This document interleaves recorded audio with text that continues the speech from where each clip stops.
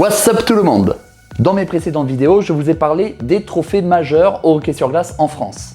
La Coupe Magnus récompensant le champion de France, la Coupe Prix de la Liberté pour le vainqueur de la Coupe de France, mais je vous ai également parlé d'un troisième trophée, un peu oublié à ce jour, la Coupe de la Ligue. Cette compétition, qui a vu le jour en 2006, n'a connu que 10 éditions. Quel était le format de cette compétition? Quel est mon point de vue sur cette compétition? Je suis Hockey Power, bienvenue sur ma chaîne YouTube.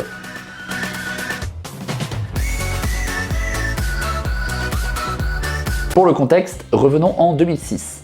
La Fédération française de hockey sur glace vient d'être créée et le championnat de France élite comporte 14 clubs. Le format du championnat de France de hockey sur glace comportait donc 26 matchs en saison régulière. Pour comparer, le championnat finlandais de hockey sur glace comportait 56 matchs de saison régulière, 57 dans le championnat russe et 87 en NHL.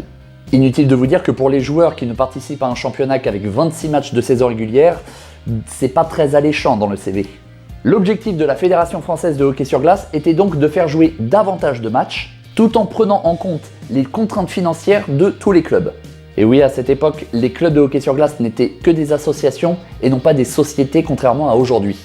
La Fédération française propose donc une nouvelle compétition pour les équipes de Ligue Magnus, à l'image du football, la Coupe de la Ligue. Alors en foot, il y a une phase préliminaire pour les équipes de Ligue 2 avant d'affronter les clubs de Ligue 1 dans le tour suivant. Pour le hockey sur glace, il n'y a pas de tour préliminaire, mais il y a deux clubs de Division 1 qui peuvent prendre part à la compétition. À savoir l'équipe reléguée de la Magnus à la D1 et éventuellement le vice-champion de D1. C'est pour cela qu'en 2006, Gap, qui est descendu de la Magnus à la D1, a le droit de participer à la compétition. Et les Vipers de Montpellier, qui ont fini 3e de D1 en 2005, ont le droit de participer à cette première édition de la Coupe de la Ligue. Pour les deux premières éditions, les équipes s'affrontent en 8e, quart, demi et finale, les duels se faisant en confrontation aller et retour, sauf la finale qui se joue sur un seul et unique match. Sur les duels aller-retour, le plus gros score cumulé est qualifié pour le tour suivant. S'il y a égalité après le match retour, il y a prolongation sur le thème de la mort subite, sinon séance de pénalty. Donc en cas d'égalité, il n'y a pas de bonus si une équipe marque plus à l'extérieur ou pas. Comme en Coupe de France, le tirage au sort pour les huitièmes de finale se fait par découpage géographique, afin de ne pas pénaliser financièrement les clubs et leur faire de gros déplacements.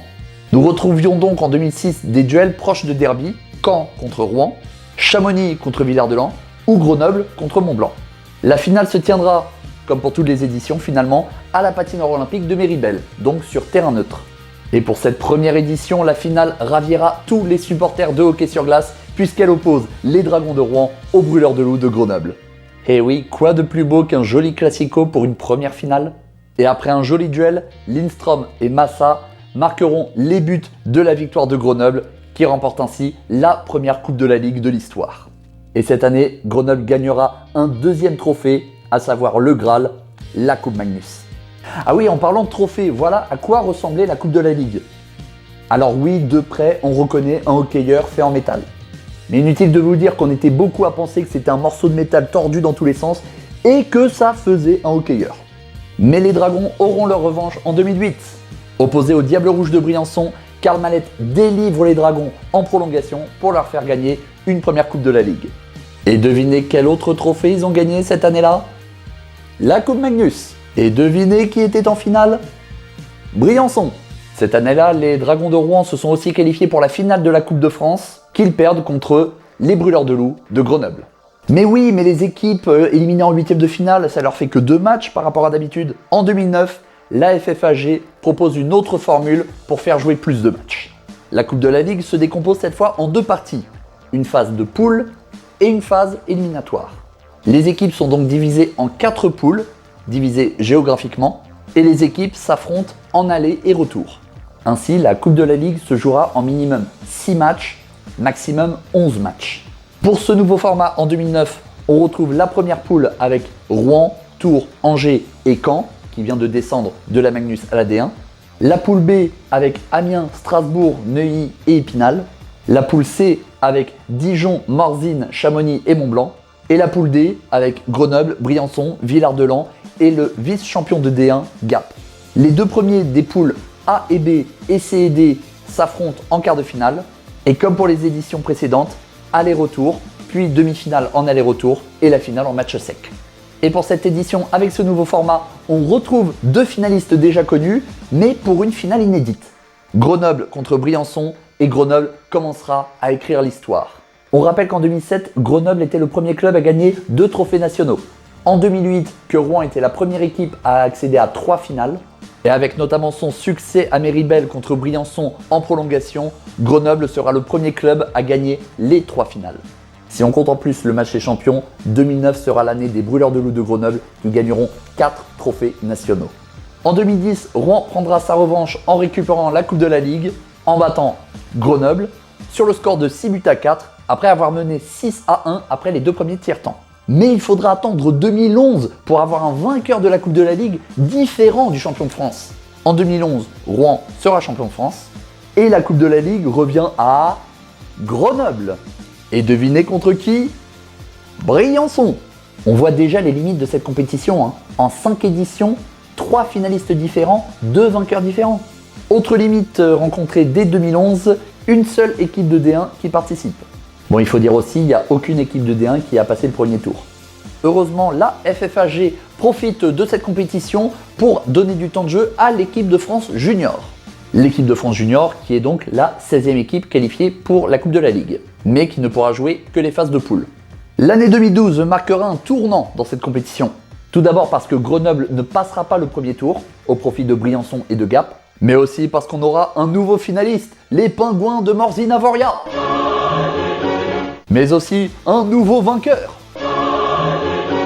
Et oui, les Pingouins étaient opposés aux Diables Rouges de Briançon, qui remportent donc leur 2e trophée national. En 2013, Rouen retrouve le trophée et sera la première équipe à marquer un doublé dans cette compétition, après avoir gagné en 2013 contre Angers et en 2014 contre Chamonix. En 2014, je m'en rappelle, c'était la première fois que j'étais à Méribel. En tant que supporter de Rouen, c'était un drôle de souvenir, puisqu'après avoir été mené 4-2 après 2 tiers-temps, et on n'était pas loin du 5-2, puisque le Palais est rentré juste après le buzzer de la fin de la 2e période, les Rouennais ont renversé les Chamois au 3e tiers-temps et gagné 6-4. En 2015, 3e finale de suite dans cette compétition pour les Dragons. J'étais aussi présent à Méribel ce jour-là. Les Dragons de Rouen qui perdent cette fois 2-1 contre Grenoble. En 2016, les Dragons de Rouen joueront également la finale, la dernière finale de cette compétition. Dernière édition remportée par un nouveau vainqueur, les Rapaces de Gap, entraînés par Luciano Basile. Les Rapaces remportent donc une seule Coupe de la Ligue, mais la dernière Coupe de la Ligue de l'histoire. En 2016, la Ligue Magnus passe de 14 à 12 clubs, permettant ainsi une confrontation en double aller-retour. La phase régulière qui passe donc de 26 à 44 matchs. Avec ce nouveau calendrier, plus besoin de rajouter les matchs de Coupe de la Ligue. Alors mon point de vue sur cette compétition, je reste un peu mitigé. Alors oui, le mardi ou le mercredi, ça permettait de voir plus de matchs de hockey sur glace. Et encore voir des matchs à la patinoire. On ne pouvait pas voir à l'époque les matchs sur internet ou à la télévision. Et même si le découpage géographique permettait de limiter les coûts des déplacements, au bout d'un moment on retrouvait toujours les mêmes affiches. Des Grenoble-Briançon, des Rouen-Angers, des Épinal-Strasbourg, etc. Alors sachant que ces équipes s'affrontaient déjà en match amical, et en aller-retour en championnat, et en Coupe de France parfois, je trouve que ces affiches vues et revues provoquaient une certaine lassitude chez les supporters. Voire des rivalités de plus en plus fortes chez les joueurs, voire chez les supporters. Et je trouve que cette compétition soulignait les inégalités entre les différents clubs de Ligue Magnus. La preuve, en 10 éditions, seulement 4 vainqueurs différents. Et 3 autres clubs sont allés jusqu'en finale. Et enfin, contrairement au football, je trouve que la Coupe de la Ligue proposait peu d'intérêt au niveau européen.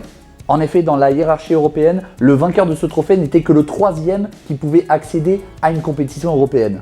Et jusqu'en 2014, la France n'était présente que dans un tournoi européen. Donc si on prend en compte que les finalistes de la Coupe de la Ligue étaient soit champions de France, soit vainqueurs, soit finalistes de la Coupe de France, je vous laisse conclure. Mais on va pas cacher que la Coupe de la Ligue proposait de magnifiques duels, que ça soit en finale ou non.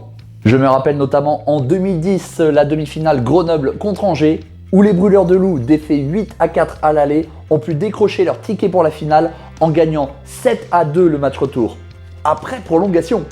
Et vous, quel match ou quelle édition de la Coupe de la Ligue vous a marqué? Réponse en commentaire. Vous pouvez dire en commentaire ce que vous avez pensé aussi de cette compétition. Merci d'avoir regardé cette vidéo. Si elle vous a plu, likez et partagez-la. Abonnez-vous à ma chaîne YouTube pour être au courant de la sortie de mes prochaines vidéos. Prenez soin de vous et de ceux qui vous entourent.